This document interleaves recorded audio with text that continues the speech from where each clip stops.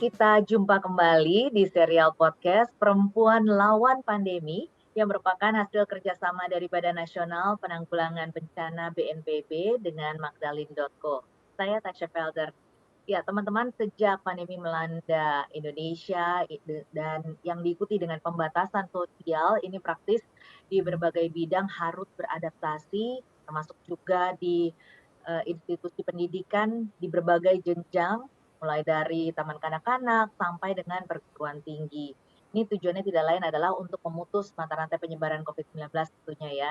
Nah, di episode ini kita akan membahas seputar tantangan sekolah dari rumah dan bagaimana memaksimalkan manfaatnya. Saat ini saya sudah bersama dengan Alisa Kotrunada Munawaroh Wahid. Beliau adalah seorang psikolog, penggerak, pendidik, dan juga trainer. Halo Mbak Alisa, apa kabar? Halo Mbak, Alhamdulillah baik. Apa kabar Mbak? Baik, alhamdulillah. Iya, Mbak Alisa ini memang kegiatan sekolah yang dilakukan di tengah pandemi ini akhirnya terpaksa harus kita lakukan ya dengan format online. Ini tentunya bukan cuma merupakan tantangan bagi orang tua, tapi juga bagi anak-anak karena mereka tidak bisa bertemu langsung dengan teman-temannya, kemudian juga dengan para guru. Ini artinya anak-anak merasakan tekanan tersendiri dengan sekolah dengan format yang berbeda ini. Nah, bagaimana orang tua sebaiknya menjelaskan situasi ini kepada anak-anak? Iya Mbak, jadi banyak orang tua kan mengeluh tentang mereka sebagai orang tua begitu ya, tetapi banyak orang tua juga lupa bahwa problem ini dirasakan sekali oleh anak gitu. Kenapa? Karena apalagi anak yang masih belum usianya masih belum remaja ya, yang benar-benar masih anak atau apalagi balita. Mereka kan sedang membangun struktur kehidupan mereka nih gitu. Nah, selama ini struktur itu adalah bangun pagi, sarapan, siap-siap, pergi sekolah gitu. Bertemu teman-teman itu adalah ruang yang sangat menggembirakan buat anak-anak mestinya ya, mestinya itu anak-anak bergembira karena berada di lingkungan yang ada teman-temannya dan mereka melakukan banyak hal secara terstruktur gitu. Nah sekarang begitu harus di rumah saja, maka kemudian banyak anak yang kehilangan struktur ini karena orang tuanya juga tidak mempersiapkan struktur baru Mbak dalam kesehariannya gitu. Jadi kayak liburan gitu ya, kayak liburan tapi ada beban beban pelajaran gitu. Inilah yang juga memberikan tekanan yang sangat besar bagi anak-anak. Jadi bukan hanya geser ke belajar secara daring, tetapi kehilangan struktur keseharian itu dampak psikologisnya sangat besar bagi anak. Mereka harus beradaptasi dengan itu. Nah, kalau sebelumnya anak sudah terbiasa dilatih untuk beradaptasi, orang tua tidak akan kesulitan. Tapi kalau sebelumnya anak itu sangat rigid gitu ya, apalagi anak-anak yang dulunya itu hidupnya benar-benar diatur 100% oleh orang tuanya. Misalnya jam segini harus tidur, jam segini harus les ini, harus les itu, nggak boleh bergaul sama ini, nggak boleh pakai baju ini, harus pakai begini. Itu anak-anak yang ini yang paling kesulitan untuk beradaptasi gitu. Jadi orang tua yang terlalu mengatur kehidupan anak sebetulnya juga dampaknya akan terasa ya pada situasi seperti ini. Nah, bagaimana kita sekarang sebagai orang tua? Apa yang bisa kita lakukan untuk mempersiapkan anak kita? Kita perlu heart to heart, sering-sering ya, heart to heart talk gitu. Sering-sering ngobrol dengan anak untuk making sense out of the new normal gitu. Bagaimana sih kita menjalani kehidupan yang baru ini saat ini. Terus kemudian apa maknanya? Mengapa semua ini berubah? Apa yang kita perlu siapkan sebagai seseorang, sebagai individu gitu untuk ngadepin situasi ini. Misalnya kalau bosan ngapain? Terus bagaimana mengatur diri kita? Salah satu anak saya misalnya itu problemnya adalah procrastination gitu, suka menunda karena sekarang ini benar-benar bertumpu pada dia sendiri gitu ya. Sementara dia anak yang kalau ngerjain tugas tuh di sekolah rame-rame sama teman-temannya dia happy gitu. Begitu sekarang harus dikerjakan sendiri. Yang terjadi kemudian dia menunda, merasa waktunya cukup banyak. Nah, itu apa yang harus dilakukan untuk menghadapi tantangan-tantangan ini? Ini sesuatu yang harus terus-menerus dibicarakan dengan anak nih, orang tua dengan anak gitu. Dan nggak butuh ilmu sebetulnya, cuman butuh hati yang terbuka untuk mendengarkan dan berusaha melihat dari posisi anak gitu, Mbak Tasya. Itu tadi poin-poinnya ya, kira-kira apa saja yang harus dijelaskan kepada anak. Tetapi kan ini agak tricky juga ya Mbak Alisa, karena kita harus juga menyesuaikan dengan sikonnya. Kira-kira di waktu-waktu mana anak bisa siap untuk, mendengarkan penjelasan itu, ini bagaimana Mbak? Kalau sebetulnya hampir semua keluarga itu punya ritual, Mbak, gitu. Misalnya kalau anak-anak yang masih kecil nih, biasanya ya 5 tahun ke bawah itu orang tuanya biasanya punya ritual, misalnya ngeloni sebelum tidur gitu, atau pas lagi makan malam kalau udah yang agak-agak gede-gede itu pas lagi makan bareng gitu ya, atau kalau yang Muslim misalnya habis sholat gitu biasanya wiritan bareng, baca doa bareng. Ini ada ritual-ritual yang itu kemudian bisa dimanfaatkan gitu.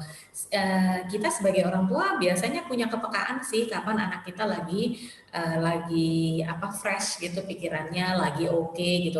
Kalau anak kita lagi nggak oke, jangan diajak ngobrol yang terlalu berat. Dan juga jangan sampai kita ngomongin hal-hal ini justru pada saat kita lagi konflik sama anak kita gitu. Jadi misalnya dia kayak tadi contoh ya, anak saya misalnya dia lagi menunda, lalu kemudian telat nih ngumpulin tugas.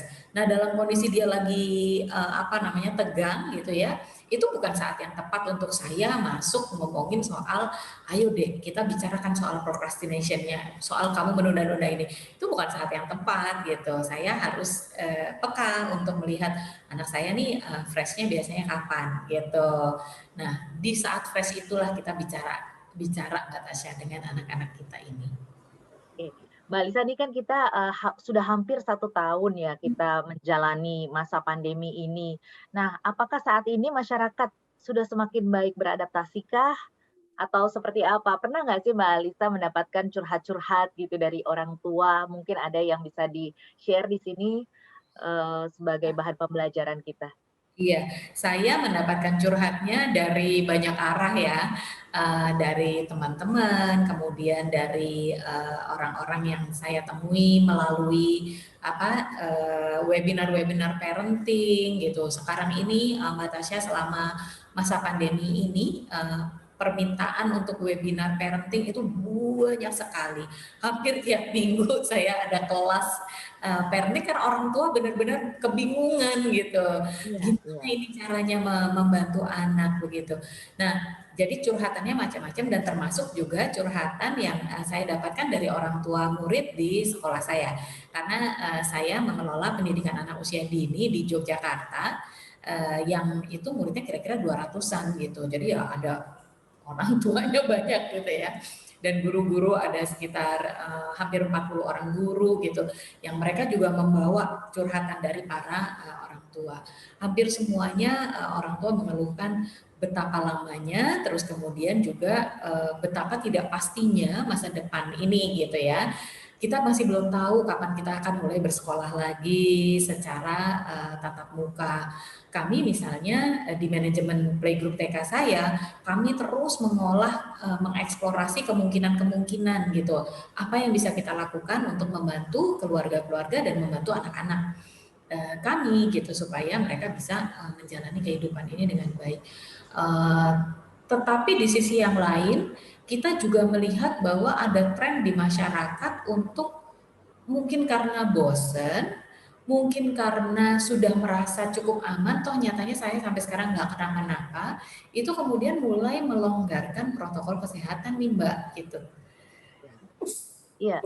Ya Allah, mohon maaf ini ternyata tiba-tiba aku bersin-bersin.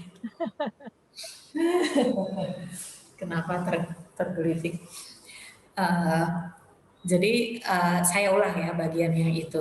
Jadi apa namanya? Kita juga melihat tren pada masyarakat dan juga pada orang tua murid kami itu mereka untuk kehidupan sehari-harinya udah mulai lebih longgar gitu, udah mulai pergi-pergi gitu ya. Walaupun kapan hari saya ke ke mall untuk ganti kacamata gitu, itu saya sih hampir tidak melihat ada anak-anak gitu. Sedikit sekali anak-anak yang ikut ke ke pusat perbelanjaan. Artinya orang tua juga lebih hati-hati begitu ya. Masih lebih hati-hati. Tetapi kita juga tahu bahwa saat ini misalnya karena akibat dari liburan panjang kemarin, rumah sakit sudah mulai penuh lagi gitu. Jadi kelihatan bahwa orang tuh sudah mulai melonggarkan protokol kesehatannya karena merasa aman, karena merasa sudah capek di rumah gitu, dan ini sebetulnya berbahaya juga ya gitu.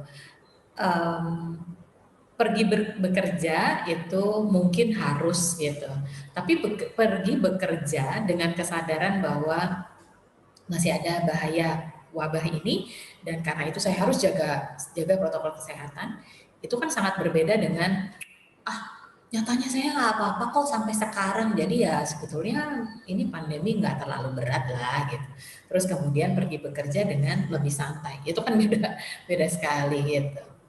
Iya, jadi itu merupakan salah satu tantangannya ya, Mbak, ya, dengan, ketika pada waktu sebelum ini diberlakukan PSBB ketat dengan yang saat ini sudah mulai ke masa transisi menuju ke, normal baru atau new normal. Nah, ini tantangannya seperti apa lagi sih selain dengan, mulai melonggarnya kedisiplinan kita untuk menerapkan protokol kesehatan? Apakah mungkin pembagian waktunya atau seperti apa? Karena saat ini kan semua kegiatan juga sudah berjalan hampir seperti normal ya, Mbak Alisa? Iya, iya. Sekarang ini kan hampir semua hal sudah berjalan seperti dulu, tetapi berjarak aja gitu. Jadi misalnya kalau ke kantornya dulu setiap hari, sekarang ke kantornya seminggu 2 kali, atau ke kantornya sekali pergi ya hanya setengah hari. Kemudian di kantornya hanya seperempat dari jumlah aslinya kan gitu ya Mbak ya gitu. Iya, Atau misalnya pertemuan gitu, rapat yang harusnya biasanya dihadiri workshop training gitu misalnya dihadiri 60 orang, biasanya sekarang hanya 20 sampai 30 orang gitu. Jadi sebetulnya dari sisi itu kita sudah mulai kembali gitu, mulai transisi nih. Tapi kan untuk anak-anak tidak gitu ya. Sampai saat ini kan anak-anak masih belajar di rumah, masih stay di rumah gitu. Masih di rumah aja. Karena itu peran kita yang 24 jam menjadi orang tua itu sekarang masih tetap nih saat ini gitu. Kalau dulu sebelum pandemi ini ada waktu kita tidak menjadi orang tua selama anak-anak di sekolah tuh Mbak, gitu. iya, iya, Kita jadi diri kita sendiri gitu ya. Bukan bukan kalau saya berarti bukan ibunya Aza, bukan ibunya Arinka gitu, tapi menjadi Alisa yang punya punya kehidupannya sendiri gitu, melepaskan itu. Sekarang tidak, walaupun kita berada di kantor gitu atau bekerja, kita tetap harus memikirkan anak kita soalnya di rumahnya 24 jam gitu. Bahkan kita juga bertambah perannya menjadi guru gitu. Jadi transisi ini memang melipat gandakan beban bagi orang tua gitu ya. Bagaimana mereka bisa menjadi orang tua 24 jam, bagaimana mereka bisa menjadi guru pendamping gitu, guru pendamping guru utama gitu, guru utamanya tetap di sekolah, dan kita harus mengakui banyak guru yang tidak siap ya dengan pembelajaran daring gitu. Mereka kami misalnya di playgroup TK kami ada murid dari luar pulau Mbak Tasya gitu. Ini karena kami daring dan menariknya ada orang tua di kota-kota lain yang mereka merasa bahwa sekolah anak saya tuh nggak bisa begini cara ngajarin anak-anak lewat daring. Jadi kami boleh nggak ikut sekolahnya justru di sekolah yang ada di Jogja gitu. Nah, kita harus akui bahwa banyak guru, banyak manajemen sekolah yang tidak memahami, yang belum punya kapasitas yang cukup untuk mendesain pembelajaran daring yang cukup menarik gitu. Jadi ini semua tantangan berlipat ganda buat orang tua, sehingga beban orang tua memang jadi beban psikologisnya juga lebih besar sih Mbak Tasya. Kita harus empati juga nih gitu kepada orang tua. Jangan kemudian kita marah-marahin orang tua gitu ya. Harusnya kalian begini begitu. Enggak juga, karena memang ini sesuatu yang sangat baru. Kita semua masih beradaptasi sih. Belum memiliki sarana dan prasarana untuk menunjang, sekolah online seperti ini ya, Mbak Alisa.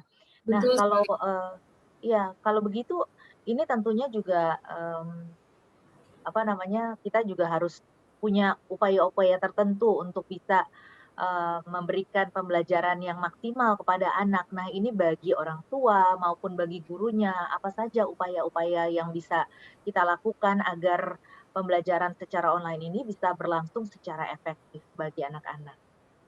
Jadi kalau sistem pendidikan nasional kita itu agile ya, apa namanya, lincah dan adaptif gitu, ini kita tetap bisa memanfaatkan, situasi saat ini untuk, perkembangan pendidikan begitu. Tapi kalau, terutama pengelola sekolahnya ini jumut gitu, apa ya, stagnasi gitu ya, mengelola situasi ini, maka stagnan Kaku mengelola gitu ya? situasi ini kaku, maka mereka akan terperangkap dalam kurikulum yang ada gitu. Jadi sebetulnya kan begini Mbak, kalau kita memaksakan orang tua untuk bisa mendampingi anak menyelesaikan pelajaran di sekolah, pasti akan keteteran juga gitu. Kalau memaksakan kurikulum yang ada dengan target belajar atau output belajar yang sudah ada di dalam kurikulum, itu juga ketinggian. Itu sesuatu yang sekarang ini harus kita lepaskan nih dari pengelola sekolah ya. Kita harus ingat bahwa yang namanya proses belajar itu ada proses pembelajaran secara umum dalam pendidikan itu ada 4 pilarnya gitu. Pilar yang pertama adalah pilar pengetahuannya, yaitu to know gitu, learn to know. Peserta ajar, siswa, anak-anak kita itu learn to know gitu ya ketika dalam proses pembelajaran. Tapi ada pilar yang kedua, learn to do gitu ya, belajar untuk mengaplikasikan pengetahuan tersebut. Kemudian yang ketiga ada learn to be. Melalui proses pembelajaran, karakter anak juga diasah gitu, diperkuat. Misalnya apa namanya, to be independent, to be responsible, to be accountable, itu semua adalah to be nih gitu, karakter gitu. Ini pilar ketiga, dan pilar yang keempat adalah learn to live together, belajar untuk bisa hidup bersama orang lain. Di sini belajar kolaborasi, teamwork, leadership, respect, itu ada di sini. Nah, dalam situasi seperti pandemi ini, kalau sekolah atau manajemen sekolah yang adaptif dan lincah ya, itu mereka akan bisa langsung switch Mbak ke sini penekanannya, kedua yang terakhir Mmm. gitu. Sehingga kurikulum-kurikulum yang ada itu justru digunakan untuk memperkuat to be dan to learn to live together ini gitu, nggak dipaksakan di learn to know-nya gitu. Inilah yang kita maksud dengan penyesuaian proses belajar, proses pembelajaran, termasuk di dalamnya target-target belajar. Kalau yang tadinya target belajarnya adalah misalnya contohnya reaksi kimia bla bla bla bla bla bla, saya paling nggak jago nih ya untuk kimia gitu ya. Maka sekarang mungkin perlu perlu digeser nih ke reaksi kimia itu dalam kehidupan sehari-hari ditemukan di dalam hal apa sih gitu. Misalnya di dalam pembuatan sabun, misalnya begitu. Nah, Mhm. mintalah anak untuk kemudian mengeksplorasi, belajar dari YouTube, dari berbagai kanal itu bagaimana membuat sabun.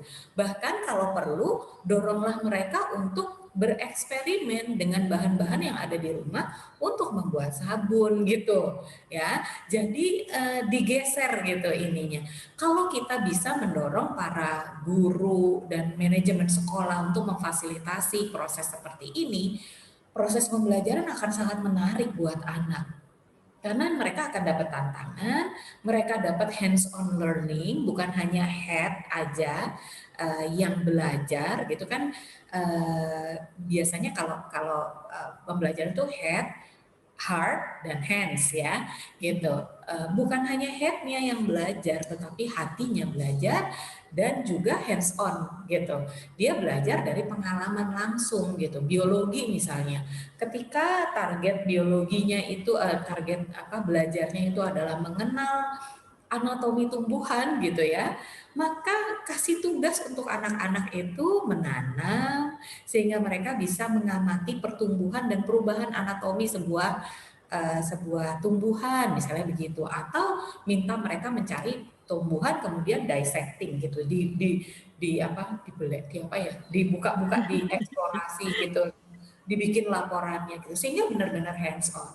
Tapi itu membutuhkan paradigma atau mental set guru-guru yang adaptif dan kreatif, Mbak. Gitu.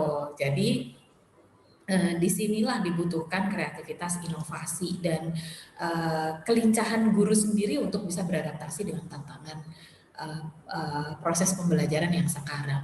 Dan juga jangan lupa untuk menyisakan ruang untuk memandu orang tua, gitu, Iya. untuk menginikan anak. Menyesuaikan. Nah, ini kalau, tadi ini kita bicarakan tentang mungkin materi-materi yang bisa ataupun metode-metode yang bisa diberikan kepada, siswa ataupun kepada anak-anak agar lebih menarik. Ini dari sisi anak-anaknya adalah itu merupakan faktor eksternal. Nah, kalau dari sisi, internalnya mungkin kan kita harus bisa ya menjaga ini salah satu tantangannya juga nih Mbak Alisa, bahwa kita harus bisa menjaga, mood-nya anak-anak untuk bisa belajar. Nah, bagaimana agar orang tua maupun guru ini bisa, memberikan mungkin, supaya bisa anak-anak mood-nya terjaga, supaya mereka mau belajar secara online ini?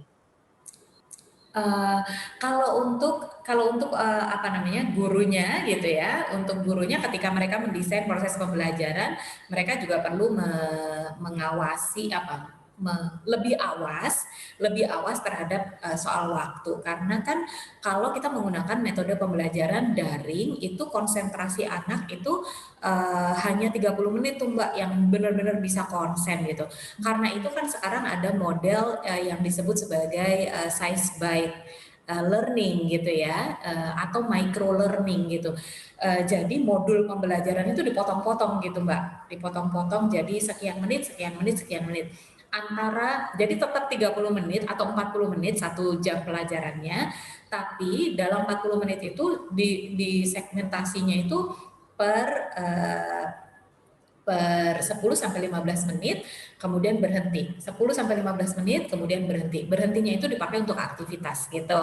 Jadi anak itu juga memang nggak kemudian dipaksa untuk terus begini gitu ya. Apalagi kalau gurunya tetap modelnya ceramah, waduh itu benar-benar muridnya bisa bisa tidur. Yang kita banyak sekali nerima foto-foto sharing yang viral ini ya, yang anak-anak jungkir balik posisinya ketika Iya.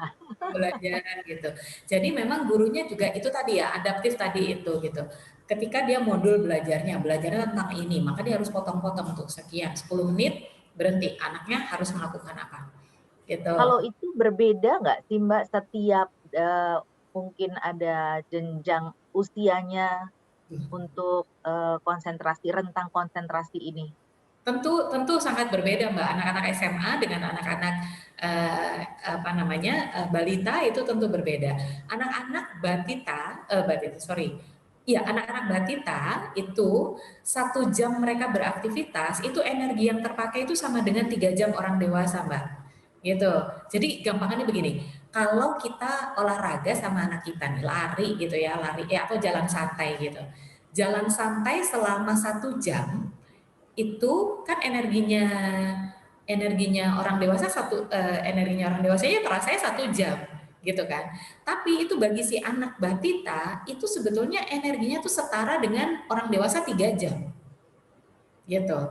Jadi berat buat mereka itu berat. Begitu juga mengikuti berkonsentrasi. Sehingga semakin kecil anaknya, semakin maksudnya usianya semakin kecil gitu, itu semakin pendek rentang waktu untuk mereka bisa konsentrasi di gadget kecuali kalau itu adalah apa namanya, video yang moving very fast, terus kemudian apa namanya, diverse gitu ininya, karena itu memang menciptakan stimulus yang terus berubah untuk anak. Makanya dia bisa tuh kalau nonton nonton main game atau nonton kartun gitu ya, kok bisa tahan lama gitu.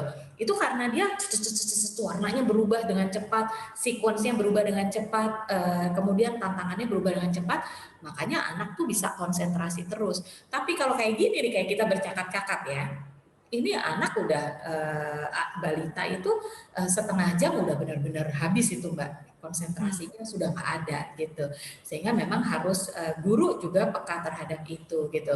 Nah orang tua bagaimana? Orang tua tentu sangat paham bioritme anak-anaknya gitu. Jadi dengan pemahaman itulah orang tua bisa memberikan pendampingan dan stimulus yang tepat buat anak-anaknya. Misalnya contohnya kalau udah bosan anak harus diapain sih gitu ya. Itu orang tua bisa menggunakannya untuk mendampingi. Jadi alih-alih pusing dengan materi belajarnya gitu ya, orang tua mungkin perlu fokusnya itu adalah membantu anaknya supaya tetap punya energi level yang memadai mengikuti pembelajarannya. Dan jangan ragu sih untuk orang tua itu ngomong sama guru, karena guru kan kadang nggak paham ya apa yang dialami. Guru ini kan mengenal anak sebelum pandemi ya Mbak gitu, nggak tahu sekarang gitu, nggak tahu sekarang apa yang terjadi pada anak ketika mengikuti pembelajaran daring. Jadi itu harus orang tua nih yang berkomunikasi dengan guru gitu. Jadi komunikasi antara orang tua dan guru ini harus cukup intens ya supaya anak-anak juga bisa setiap anak-anak juga bisa diperhatikan begitu ya. Tadi Mbak Alisa juga mengatakan mengenai adanya guru-guru yang harus kreatif untuk mempersiapkan materi seperti mungkin kan saat ini memang sudah banyak ya yang memberikan materi seperti adanya kuis, kemudian games dan banyak cara untuk agar anak ini bisa tertarik begitu untuk mengikuti pelajaran. Kemudian penyesuaian apa lagi sih Mbak yang bisa dilakukan? Mungkin Mbak Alisa bisa berikan contoh-contohnya yang bisa dilakukan oleh para guru atau para pendidik ini. Uh, Kreativitas ya banyak banget ya Mbak. Sebetulnya banyak sekali hal yang bisa dilakukan oleh guru ya untuk membuat prosesnya itu lebih menarik gitu. Misalnya ini apa ya pengalaman yang saya lihat dari anak-anak saya gitu. Ketika mereka dapat tugas-tugas yang sangat menantang untuk mereka gitu, kapan hari tuh ada anak saya yang cowok tuh suruh bikin lukisan tangan itu Mbak, jadi tangannya ditaruh di atas kertas terus kemudian dia membuat ini tapi terus kemudian berkreasi dengan itu gitu.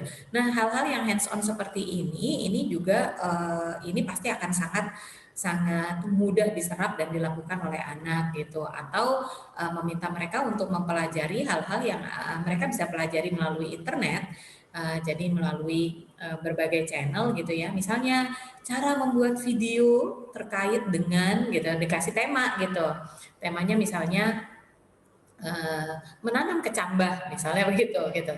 Tapi mereka suruh nyari video yang ada gitu di apa namanya di internet, lalu kemudian menggabungkan video-video itu menjadi sebuah video baru. Itu melatihkan synthesizing thinking gitu. Jadi sebetulnya banyak banget Mbak itu Mbak. Kuncinya sebetulnya adalah sekali lagi kuncinya adalah sikap mental guru dan orang tua untuk kreatif dan adaptif gitu, Iya, adaptif dan kreatif. iya. Jadi, oh apa muatannya ini, oke berarti aku harus pakai cara apa ya? Banyak banget kuis bisa, terus apa namanya penugasan bisa, terus apa games di dalam apa platform itu juga bisa banyak banget ya sekarang di YouTube misalnya itu game yang bisa dilakukan melalui Zoom gitu, scavenger hunt gitu misalnya, atau membuat list apa, kemudian anak saya tuh pernah dikasih tugas membuat apa laporan gitu ya, uh, artikel proses memasak. Jadi kayak suruh membuat itu loh Mbak, kalau kita baca resep resep di media sosial itu kan kita suka di internet itu kalau kita nge-browse resep memasak pizza gitu ya misalnya gitu, atau membuat spaghetti gitu misalnya. Nah, PR-nya dari sekolah itu anak saya diminta untuk memasak bersama bapak ibunya. Tapi lalu dia mendokumentasikan. Lalu habis itu menyusun itu dalam bentuk resep masakan gitu. Coba kan seru banget itu gitu. Padahal PR-nya sederhana ya. PR-nya adalah mendokumentasikan. Jadi udah banyak sekali loh itu learning material yang ada di situ ya. Mulai dari mereka belajar mendokumentasikan, mereka belajar bekerja bersama-sama, mereka engagement ke orang tua, mereka belajar tentang memasak, mereka kemudian belajar membuat laporan, mereka belajar membuat resep gitu. Banyak banget yang dipelajari, cuman butuh kreativitas. Oke. Nah, memang penyesuaian ini, banyak sekali dari berbagai, bidang ya yang harus kita lakukan agar Hmm. anak ini enjoy untuk mengikuti pembelajaran, dengan format yang berbeda begitu ya, Mbak. Nah, kemudian juga ada juga, jadinya dilema begitu. Kalau untuk aturan-aturan mungkin atau kebiasaan-kebiasaan karena tadi Mbak Alisa sempat menyinggung mengenai sikap mental. Nah ini kan, ada juga yang mengatakan ataupun ada juga seperti di Bekasi ya kalau saat ini, sudah mau melakukan pembelajaran tatap muka, padahal ini sebenarnya juga masih menjadi perdebatan karena mempunyai resiko yang tinggi juga untuk penularan COVID-19 kepada anak-anak, dengan alasan bahwa ketika mereka, sekolah itu mereka memiliki, perasaan atau secara psikologisnya mereka mandatori begitu, harus mengikuti, ada kewajiban mereka gitu untuk mengikuti pembelajaran. Nah, sementara kalau di rumah mereka tidak punya kewajiban itu. Tetapi kan juga di satu sisi ini, juga punya risiko yang tinggi. Nah ini seperti apa, yang harus kita lakukan? Um, Penyesuaiannya bagaimana sih sebaiknya? ini penyesuaian pada orang tuanya atau pada gurunya, Mbak? Penyesuaiannya mungkin pada saat ini kepada semua pihak ya, apakah kita Semua memang pihak. harus, melakukan pembelajaran secara tatap muka atau pembelajaran secara online karena ya dengan pertimbangan-pertimbangan tadi itu, kalau sekolah kan wajib anak-anaknya jadi harus Ya, ikut ya, ya, begitu. ya.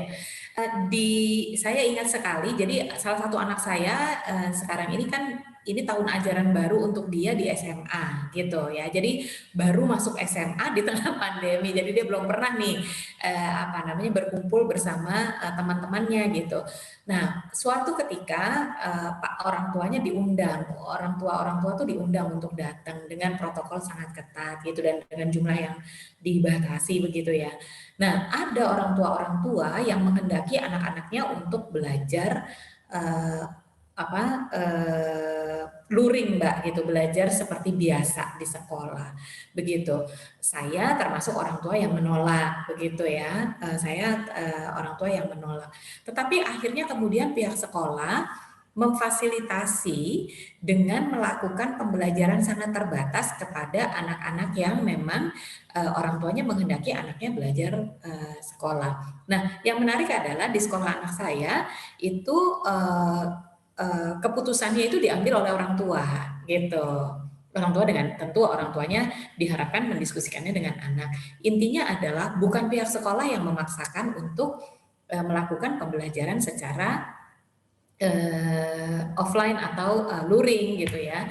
Tetapi kalaupun memang akan melakukan itu, walaupun kalau saya secara pribadi gitu ya, itu nanti pasti buka tutup dan itu dengan konsekuensi yang sangat banyak ya. Kita kan sudah pernah melihat ya, mengobservasi Surabaya sempat dibuka lalu langsung ditutup lagi karena hanya dalam waktu beberapa minggu lalu ada penularan gitu, ada klaster sekolah gitu, sekolahnya beda-beda begitu ya, sehingga memang resikonya sangat tinggi begitu. Playgroup TK saya sampai sekarang juga kami tidak sama sekali tidak membuka apa namanya offline begitu. Karena kami meyakini bahwa situasi masih sangat beresiko begitu. Tetapi kan pemerintah juga kemudian mengambil posisinya adalah menyerahkan kepada daerah-daerah nih, pemerintah daerah gitu. Nah, kalau kalau menurut saya sih, kalaupun ini nanti akan dilakukan pembelajaran tatap muka, walaupun itu bukan yang ideal, dan menurut saya semua pertimbangan bahwa kalau anak itu lebih baik di sekolah dan lain-lain, menurut saya itu sebetulnya masih bisa diatasi dengan kerja yang lebih keras di yang tadi-tadi kita bicarakan gitu ya. Tapi kalau memang harus melakukan pembelajaran luring, pembelajaran langsung, pembelajaran tatap muka begitu, maka keputusan akhir harus di orang tua. Pemda jangan memaksakan kepada orang tua untuk mewajibkan anak-anaknya pergi sekolah, gitu. Karena itu ini masalah keselamatan. Kalau orang tua tidak merasa anaknya ini apa namanya akan safe gitu, maka sebaiknya juga tidak gitu. Jadi pihak sekolah harus siap melakukan dua model pembelajaran, daring dan luring. Kalau memaksakan untuk belajar membuka sekolah gitu ya, membuka sekolah. Ya, orang tuanya juga harus siap Mbak dengan itu gitu. Oke, Mbak Lisa, dari tadi kita sudah membicarakan mengenai tantangan-tantangan, kemudian juga masalah-masalah yang kita jumpai sehari-hari selama masa pandemi ini dengan sekolah dari rumah. Padahal sebenarnya nih kalau kita lihat juga sekolah dari rumah ini kan memiliki juga manfaat-manfaat tertentu di mana interaksi antara orang tua dengan anak-anak juga semakin tinggi. Nah, sebetulnya dengan kondisi ini manfaat dan kesempatan apa saja sih Mbak yang bisa didapatkan oleh orang tua untuk mendukung pendidikan dan tumbuh kembang anaknya? Kalau saya melihatnya melihat manfaatnya tuh banyak, bukan cuma banyak, banyak. Saya keluar Jawa Timurnya ya, akeh gitu, banyak. Kenapa Mbak? Karena dengan situasi anak-anak belajar dari rumah, sebetulnya orang tua satu dia betul-betul bisa mengenal anaknya secara utuh. Kemudian yang kedua dia bisa mengenali learning style atau gaya belajar anaknya, gitu ya. Jadi dia kemudian bisa memberikan dukungan yang lebih besar. Kemudian yang ketiga dia bisa memanfaatkan waktu ini untuk membangun hubungan yang lebih kuat gitu dengan anaknya. Kemudian yang keempat, dia punya kesempatan untuk mengasah atau memperkuat pertumbuhan karakter anak. Yang kelima, dia bisa belajar, dia bisa memperkuat nilai-nilai yang ingin ditanamkan kepada anak-anaknya. Dan yang keenam, yang paling penting itu adalah dia bisa belajar menjadi orang tua yang lebih baik gitu. Jadi banyak Mbak gitu ya apa namanya peluang-peluang yang bisa kita manfaatkan sebagai orang tua. Tapi kuncinya ada di yang nomor 6. Orang tuanya mau nggak belajar untuk menjadi orang tua yang lebih baik gitu. Karena kuncinya semuanya akan ditentukan dari sini sih. Kalau orang tuanya tidak mau belajar, orang tuanya masih bersikap yang apa namanya, eee, perkembangan anak itu urusannya sekolah bukan urusan saya gitu ya, itu memang agak susah. Jadi bagian yang pentingnya juga untuk mendidik orang tuanya itu sendiri. Karena tadi Mbak Alisa di awal perbincangan kita juga sempat sudah menyinggung mengenai struktur itu harus disiapkan ya oleh para orang tua. Nah, ini struktur seperti apa yang harus disiapkan, kemudian bentuk aktivitas apa saja yang bisa dilakukan untuk memperkuat nilai-nilai keluarga? Yang pertama strukturnya itu harus disusun dengan sengaja ya Mbak gitu. Ya, banyak orang tua yang udahlah gitu, terserah deh gitu ya. Dan berharap bahwa oh anak tetap masuk sekolah kok jam 7.30 gitu. Udah cuman strukturnya itu aja. Sekarang orang tua harus memikirkan benar-benar gitu kalau dari jam 00 sampai 00 lagi sampai jam 12 malam gitu, gimana sih struktur kehidupan anak saya sekarang. Itu sempatkanlah untuk menyusun itu gitu, jam berapa anak perlu bangun, jam berapa mandi, jam berapa ini. Ini akan membantu anak mendapatkan struktur yang dia butuhkan. Kemudian yang kedua terkait dengan penggunaan gawai gadget ya. Penggunaan gawai ini penting sekali untuk diatur gitu ya, distrukturkan, karena kalau tidak orang tua kadang kan gini, sedikit nyogok tuh Mbak Tasya gitu. Udahlah biar aja dia main gawai, saya udah pusing soalnya ini gitu ya. Ini kalau orang tua ngambil jalan pintas seperti ini, orang tua sendiri yang nanti akan nyesel ketika anaknya kecanduan, ketika anaknya mengakses hal-hal yang tidak dia kendalikan, dikendalikan si orang tuanya gitu ya. Ketika anak tidak mampu mengendalikan dirinya sendiri, lalu orang tua mengeluh, kok anak saya sekarang kecanduan gadget, kok anak saya nggak bisa dibilangin, kok anak. Nah, orang tuanya nggak mau invest gitu ya. Investnya apa? Investnya membuat kesepakatan dengan anak. Berapa jam mereka boleh menggunakan gawai di luar jam sekolah gitu. Itu di luar jam sekolah itu harus beda ya. Kalau jam sekolah itu adalah kebutuhan anak. Sementara kalau di luar jam sekolah itu adalah kemewahan untuk anak. Itu tambahan tersier untuk anak. Dan itu anak harus belajar untuk mengelola waktunya dengan baik. Jam berapa saja mereka harus belajar. Hal-hal yang perlu diatur gitu. Terus kemudian menciptakan ritual baru tadi itu, misalnya ritual barunya makan siang, makan malam bareng gitu ya. Itu dan di situ orang tua bisa membuat aturan, misalnya tidak membawa gadgetnya ke meja makan, misalnya seperti itu gitu. Itu ritual-ritual baru ini yang akan membantu anak punya struktur kehidupan yang lebih jelas bagi mereka, dan kemudian nggak asal-asalan tadi itu menjalani kehidupan ya Mbak Tasya. Jadi memberikan rasa aman dan nyaman juga untuk anak-anak. Iya betul, itu sangat penting ya. Ketika struktur kehidupannya itu ada jelas, anak merasa aman dan nyaman. Nah ini mengenai penggunaan gawai tadi Mbak Alisa, ini tentunya menjadi tantangan sendiri karena saat ini yang harus digunakan oleh anak-anak adalah gawai itu sendiri. Nah ketika nanti tidak dalam situasi belajar, ini bagaimana caranya membatasi penggunaan gawai dan apa alternatif kegiatan lainnya bagi anak-anak? Ya, kita kan memang ini ya, tantangannya adalah karena saat ini banyak orang tua sudah begitu terbiasa dengan gawai tersebut sehingga arsenal atau persenjataan atau perlengkapan permainannya juga sangat sedikit ya Mbak gitu. Kalau saya nggak tahu Mbak Tasya dulu sempat main bekel nggak? Oh sempat. Sempat ya, sempat main bekel, sempat main kelereng ya kan, gitu, layangan mungkin gitu. Nah, hal-hal seperti itu atau kalau sekarang tuh banyak board game ya, permainan yang menggunakan papan, misalnya monopoli, halma, ular tangga dan lain-lain gitu. Nah, orang tua sekali lagi perlu invest di yang sini, yang hal-hal seperti ini. Investnya tuh bukan invest materi ya, tapi sebetulnya invest waktu dan energi Mbak gitu untuk mau nemenin anak-anaknya melakukan hal-hal ini gitu, melakukan permainan-permainan ini, bahkan ngajarin. Saya nggak tahu kalau bapak ibunya cukup fit dan rajin olahraga, mungkin main gobak sodor bisa juga di depan rumah atau di belakang rumah gitu ya. Atau main engklek tuh gitu. Saya mau main engklek sama anak saya.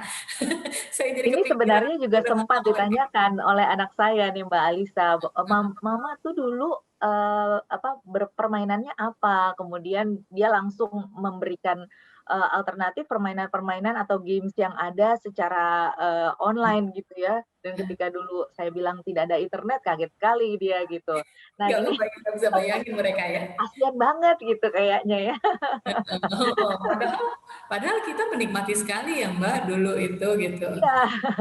Nah, tetapi ini, bisa dilakukan begitu ya, jadi sebenarnya dia tertarik sekali gitu dengan, permainan-permainan yang kita lakukan ketika saya beritahukan, dulu orang tuanya tuh main apa saja. Tetapi saat ini kan banyak sekali orang tua yang dua-duanya bekerja nih Mbak Alisa. Nah, bagaimana ketika sepanjang hari ini anak-anak itu tidak bersama orang tuanya dan tidak bisa dibimbing melakukan kegiatan-kegiatan lain di luar gawainya itu?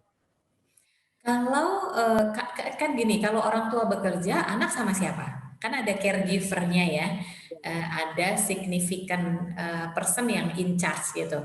Entah itu mbak pengasuhnya, atau mas pengasuh, atau kakek nenek gitu. Nah, mintalah bantuan dari orang-orang ini gitu. Kalau ini adalah mbak dan mas yang ngasuh anak gitu, yang jaga rumah, ngasuh anak gitu ya, ajari mereka permainan-permainan sederhana gitu. Bahkan mungkin permainan mereka di kampung aslinya, di desa aslinya bisa tuh diminta untuk diajarkan ke anak-anak gitu. Misalnya saya tadi langsung kepikiran, dulu tuh saya suka ngambil dari daun singkong tuh mbak, daun singkong diikat, terus kita main yang itu kayak sepak takraw gitu. Saya lagi mikir, wah ini bisa nih karena saya punya kebun yang ada singkongnya gitu. Supaya anak-anak punya kesempatan untuk juga beraktivitas secara fisik begitu. Tetapi sekali lagi itu sebetulnya resourcesnya banyak gitu ya. Kita bisa membeli secara online permainan-permainan dengan papan gitu ya. Kayak halma-halma itu siapa aja orang dewasa pasti bisa lah mainnya, atau ular tangga gitu. Jadi kemudian si Mbak dan Mas yang nungguin anak-anak kita itu kemudian bisa berlatih untuk memainkan itu bersama anak-anak kita gitu. Tapi sih saya masih meyakini bahwa walaupun Bapak Ibu itu bekerja, Bapak Ibu tetap harus membuat prioritas hal-hal yang harus dia lakukan dengan anak. Dan toh bekerjanya kan nggak 7 hari dalam seminggu nih gitu.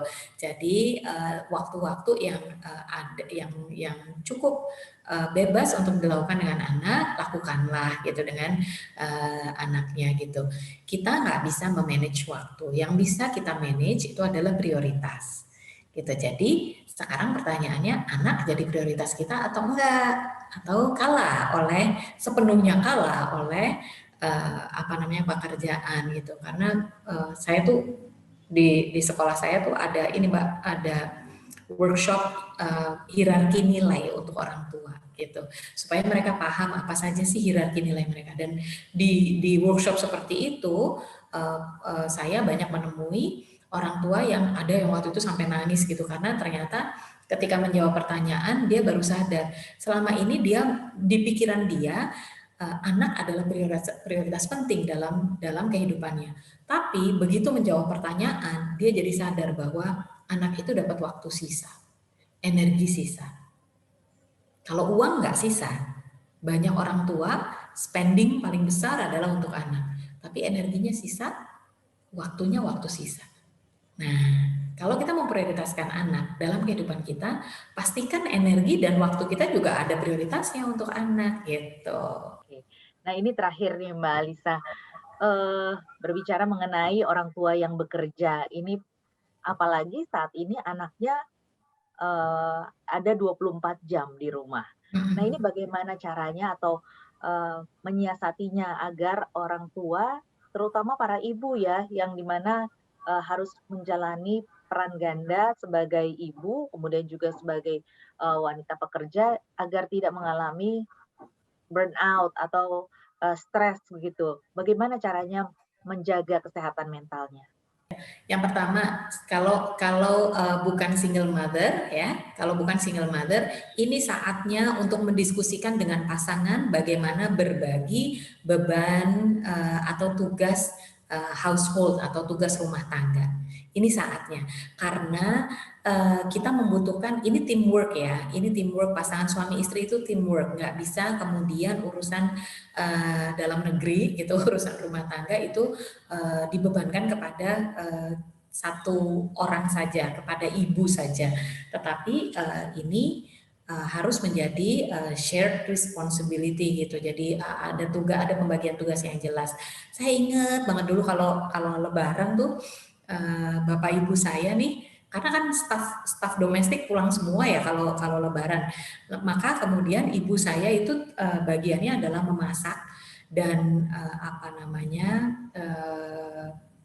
mengurus kami anak-anak gitu ya. Tapi bapak saya Gus Dur itu tugasnya mencuci dan membersihkan rumah gitu. gitu. Jadi kami dari kecil udah melihat nggak ada perbedaan, urusan domestik itu ya dikerjakan oleh dua-duanya orang tua. Jadi kalau kita bukan single parent, ini saat yang tepat untuk membuat kesepakatan-kesepakatan baru bersama pasangan kita supaya kita bisa berbagi tugas rumah tangga.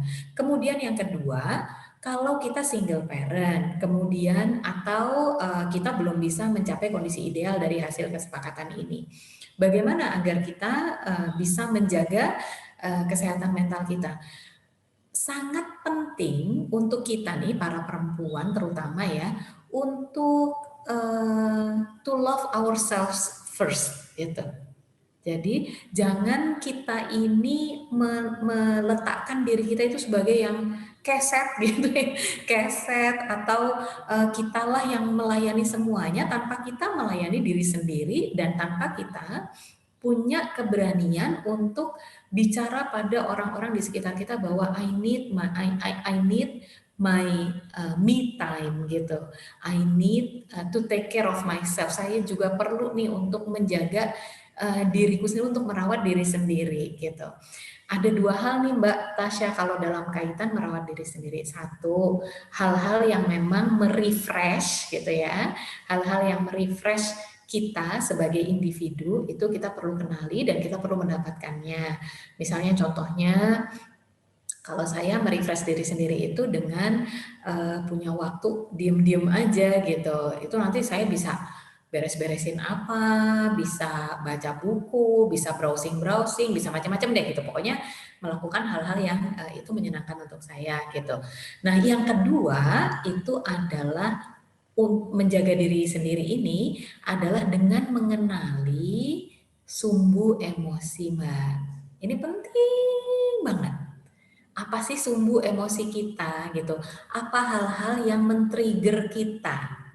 Yang ibaratnya kalau kita ini sebuah apa namanya petasan gitu ya, sumbunya panjang, di ujung sana tuh apa tuh yang nanti akan membuat nyala itu apa gitu. Nah, kita perlu mengenali hal-hal apa saja yang membuat kita emosi kita kemudian meningkat gitu. Misalnya kecapean atau overwhelmed karena terlalu banyak beban yang muncul pada saat yang bersamaan. Misalnya kita capek secara fisik, kita capek secara psikis gitu. Hal-hal ini kita perlu kenali, misalnya dengan teori tangki cinta ya, bahan bakar cinta, kita mengenali bahan bakar cinta kita itu apa. Apakah waktu, apakah pelayanan, apakah kata-kata afirmatif, apakah hadiah, apakah sentuhan fisik. Tangki kita ini juga perlu diisi gitu. Kalau kita tangki cintanya itu adalah sentuhan fisik, kita perlu menyampaikan nih kepada pasangan kita dan kepada anak-anak kita, ibu tuh bahan bakar cintanya sentuhan fisik, jadi ibu perlu dipeluk sering-sering ya gitu. Misalnya contohnya kayak gitu. Sehingga tangki cinta ini juga terisi gitu. Nah, mengenali dua hal ini Mbak yang sangat penting untuk kita perempuan bisa taking care of ourselves gitu, merawat diri kita sendiri karena bagaimanapun kita ini punya kecenderungan yang lebih nurturing. Karena itu perempuan yang sehat adalah pintu bagi keluarga yang sehat. Baik. Ini walaupun sepertinya sulit ya Mbak Alisa mungkin diterapkan karena sepertinya waktu 24 jam sehari itu kurang.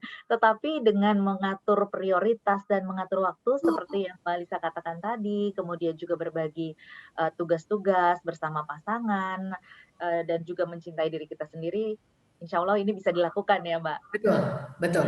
Pasti bisa dilakukan Mbak kalau soal prioritas, karena prioritas itu dimulainya dari keputusan gitu. Baik.